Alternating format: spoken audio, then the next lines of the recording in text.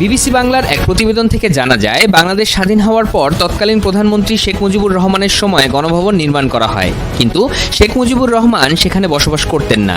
তিনি পরিবার নিয়ে বসবাস করতেন ধানমন্ডি ৩২ নম্বর সড়কে তার নিজের বাড়িতে। শেখ মুজিবুর রহমান প্রধানমন্ত্রী ও প্রেসিডেন্ট থাকাকালে গণভবন অফিসের কাজে ব্যবহার করতেন। মূলত বিকেল ও সন্ধ্যাকালীন অফিস হিসেবে এটি ব্যবহৃত হতো। শেখ মুজিব হত্যাকাণ্ডের পর এই গণভবন অনেকটা পরিত্যক্ত অবস্থায় পড়েছিল বলে ওই প্রতিবেদনে বলা হয়।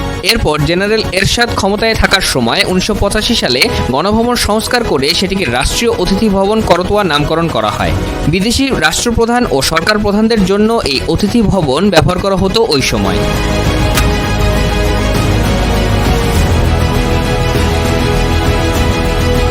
শেখ হাসিনা ক্ষমতায় থাকার সময় ২০০১ সালের ২০ জুন জাতীয় সংসদে জাতির পিতার পরিবার সদস্যগণের নিরাপত্তা আইন ২০০১ সংসদে পাশ হয়।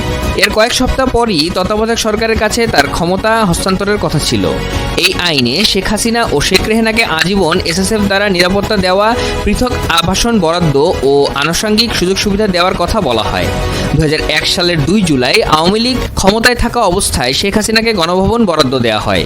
এই আইনের ক্ষমতা বলে শেখ হাসিনাকে গণভবন এবং তার ছোট বোন শেখ রেহানাকে ধানমন্ডির ৬ নম্বর সড়কে ১ বিঘার একটি সরকারি বাড়িও বরাদ্দ দেওয়া হয়। তৎকালীন বিভিন্ন সংবাদপত্র পর্যালোচনা করে দেখা যায়, শেখ হাসিনার সভাপতিত্বে মন্ত্রিসভার এক বৈঠকে পূর্ত মন্ত্রণালয় বাড়ি বরাদ্দের প্রস্তাব উত্থাপন করে। সেখানে বলা হয়, গণভবন কারোর ব্যক্তি মালিকানাধীন হবে না, এটি সরকারি মালিকানাধীনই থাকবে। শেখ হাসিনাকে গণভবন বরাদ্দ দেওয়ার কারণ হিসেবে তার নিরাপত্তার বিষয়টিকে উল্লেখ করা হয়েছিল তখন।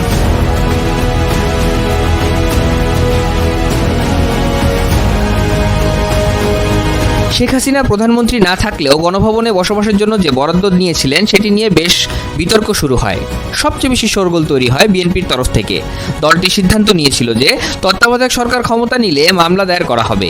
অবসরপ্রাপ্ত প্রধান বিচারপতি লতিফুর রহমানের নেতৃত্বে তত্ত্বাবধায়ক সরকার ক্ষমতা নেওয়ার পর শেখ হাসিনা ও শেখ রেহানার নিরাপত্তা আইন ও গণভবন বরাদ্দের বিরুদ্ধে রিট দায়ের করে বিএনপি। রিট পিটিশনে উল্লেখ করা হয়, জাতির পিতার পরিবার সদস্যগণের নিরাপত্তা আইন বৈষম্যমূলক এবং অসাংবিধানিক। যদিও এই রিটের বিষয়ে খুব বেশি অগ্রগতি হয়নি। এরই মধ্যে রাজনৈতিক পট পরিবর্তনও হয়ে যায়। ২০০১ সালের অক্টোবর মাসে নির্বাচনে জয়লাভ করে ক্ষমতায় আসে বিএনপি। এরপর ডিসেম্বর মাসে জাতির পিতার পরিবার সদস্যগণের নিরাপত্তা আইন ২০০১ বাতিল করে তারা।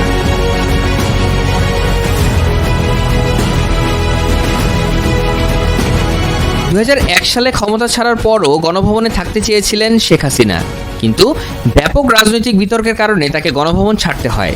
তত্ত্বাবধায়ক সরকার ক্ষমতায় আসার ১ মাসের মধ্যেই শেখ হাসিনা গণভবন ছেড়ে দেন। শেখ হাসিনা যখন গণভবন ছেড়ে যাচ্ছিলেন তখন তিনি বিএনপি নেতা খালেদা জিয়াকে সেনানিবাসের বাড়ি ছেড়ে দেওয়ার আহ্বান জানান। শেখ হাসিনা তখন দাবি করেন, মন্ত্রিসভার বৈঠকে গণভবন ১০১ টাকার প্রতীকী মূল্যে বাড়ি কিনে নেওয়ার প্রস্তাব উঠেছিল, কিন্তু তিনি সেটি গ্রহণ করেননি। তিনি বলেছিলেন, শুধু তার একটা থাকার জায়গা হলেই হবে। এরপর ২০২৪-এর ৫ আগস্টের ঘটনা সবার স্মৃতিতে এখনও